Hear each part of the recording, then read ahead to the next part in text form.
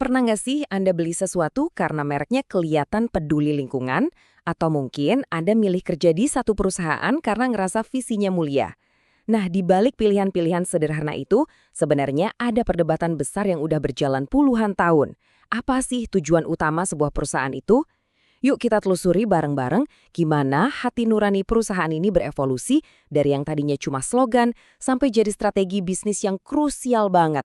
Dan inilah dia, mantra yang mendefinisikan kapitalisme di abad ke-20. Milton Friedman, seorang ekonom pemenang Nobel, intinya bilang gini, lupain soal isu sosial, lupain soal lingkungan. Pokoknya, tugas perusahaan itu cuma satu, cari duit sebanyak-banyaknya buat para pemegang saham. Selama puluhan tahun, ini udah kayak kitab sucinya dunia korporat. Tapi dunia kan berubah. Waktu kita lihat langsung dampak perubahan iklim, kesenjangan sosial yang makin lebar, dan generasi baru yang nuntut transparansi, pertanyaan ini bukan lagi sekedar bahan diskusi filosofis, ini udah jadi tuntutan. Masyarakat modern nggak lagi mau terima kalau jawaban dari semua masalah itu cuma yang penting untung. Nah, buat ngerti gimana kita bisa sampai di titik ini, kita harus balik dulu ke akarnya. Di bagian pertama ini, kita akan masuk ke jantung perdebatannya. Pertarungan ideologis antara profit di atas segalanya, melawan tanggung jawab yang lebih besar dari itu. Dari perdebatan itulah lahir sebuah ide yang waktu itu revolusioner banget. Tanggung jawab sosial perusahaan atau yang kita kenal sebagai CSR. Anggap aja ini kayak pengakuan pertama kalau perusahaan itu bukan cuma mesin pencetak uang, mereka itu warga negara juga yang punya tanggung jawab ke lingkungan dan masyarakat di sekitarnya. Ini tuh langkah pertama buat bilang, hey, kami peduli lebih dari sekedar laba. Tapi, peduli aja ternyata nggak cukup. Selanjutnya, kita akan lihat gimana konsep yang awalnya cuma bersifat sukarela, yang seringkali bentuknya donasi amal ini, selama 70 tahun, bertransformasi jadi sesuatu yang jauh lebih terstruktur, terukur, dan yang paling penting, didorong oleh data. Lini masa ini bukan sekedar daftar tanggal ya, ini tuh cerita tentang gimana tekanan publik bisa ngebentuk dunia bisnis. Dimulai di tahun 50-an sebagai sebuah ide moral, terus di tahun 70-an masyarakat mulai nagih bukti nyata. Puncaknya di tahun 90-an, skandal besar kayak eksploitasi buruh di pabrik Nike jadi berita utama di seluruh dunia, bikin perusahaan nggak bisa lagi sembunyi. Mereka harus bertanggung jawab. Akhirnya di milenium baru, PBB turun tangan, mengubah semua ini dari sekedar kewajiban moral jadi sesuatu yang bisa diukur dan dibandingin. Nah, kata terukur itu kuncinya. Ini yang membawa kita dari era CSR yang lebih banyak soal rasa ke dunia ESG yang isinya angka dan data. Kalau CSR itu soal niat baik, ESG itu soal bukti nyata. Oke, biar jelas ya.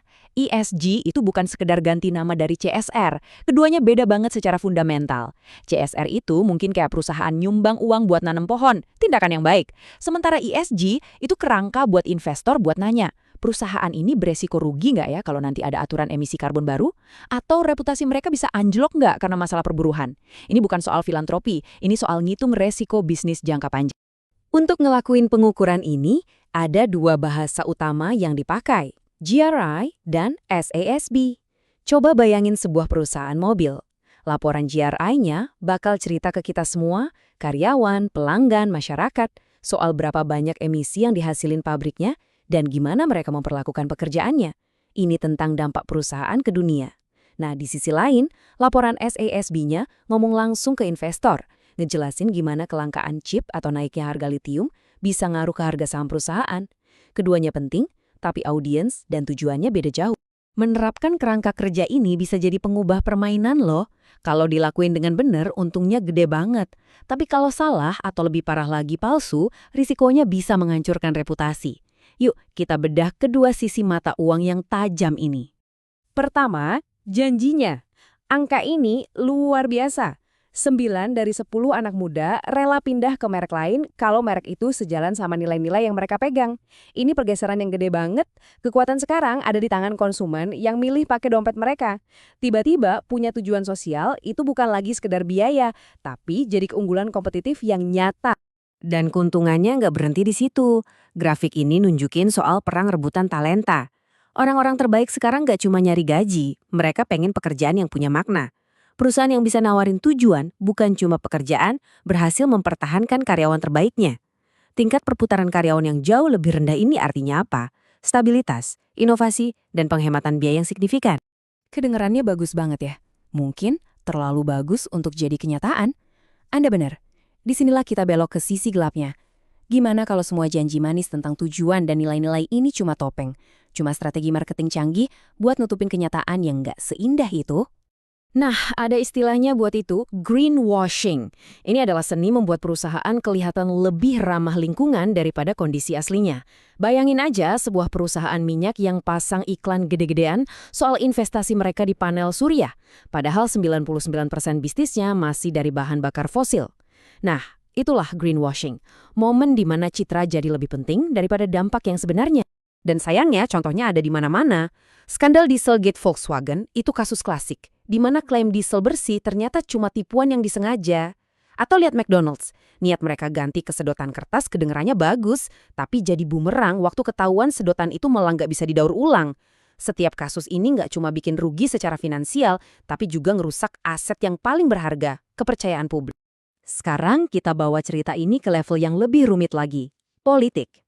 Kalau tadinya tantangannya itu antara melakukan hal yang benar dan mencari untung, sekarang perusahaan malah kejebak di tengah medan perang politik yang sengit. Coba lihat deh, perbedaan yang kayak langit dan bumi ini. Di satu sisi Atlantik, Amerika Serikat lagi aktif-aktifnya ngurangin regulasi ESG. Di sisi lain, Uni Eropa malah makin memperketat, bahkan nuntut perusahaan tanggung jawab atas pelanggaran HAM di seluruh rantai pasokan mereka. Bayangin Anda CEO perusahaan global. Bingung kan mau ikut aturan yang mana? Ini benar-benar mimpi buruk soal kepatuhan dan strategi, jadi nggak pasti. Dan sebagai respons dari kekacauan politik ini, muncul fenomena baru yang aneh banget, green hashing. Ironis kan? Setelah bertahun-tahun didorong buat lebih transparan, sekarang beberapa perusahaan justru milih buat diam-diam aja soal inisiatif keberlanjutan mereka. Mereka takut kalau terlalu vokal nanti malah diserang, entah sama aktivis yang nganggap usaha mereka kurang, atau sama politisi yang nuduh mereka terlalu woke. Ini jadi semacam strategi bertahan hidup di era polarisasi. Jadi, di tengah semua tekanan ini, kita mau kemana selanjutnya?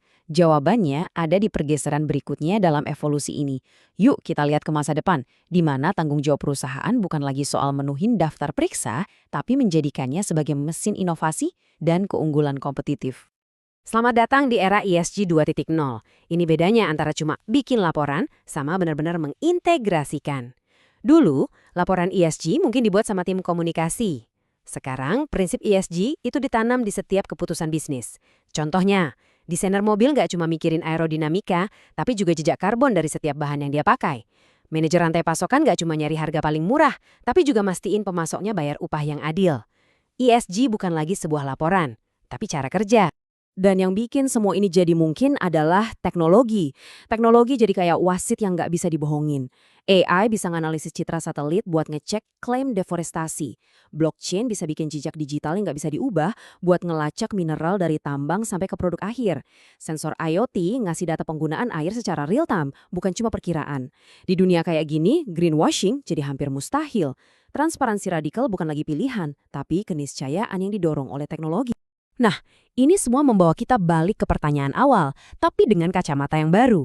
Kita udah melakukan perjalanan dari sebuah ide di tahun 50-an bahwa bisnis harus berbuat baik, sampai ke kerangka kerja berbasis data yang rumit, dan sekarang menuju masa depan yang ditegakkan oleh teknologi.